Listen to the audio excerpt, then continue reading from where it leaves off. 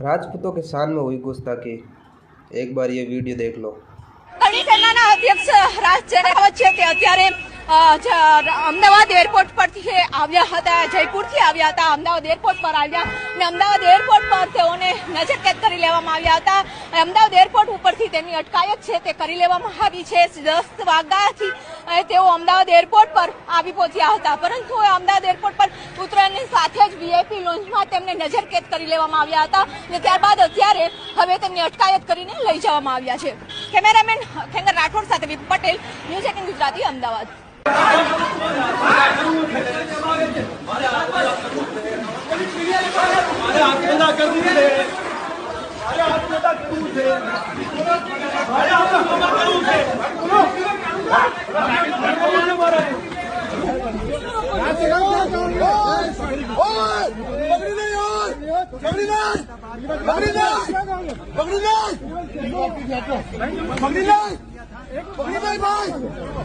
क्या कहोगे?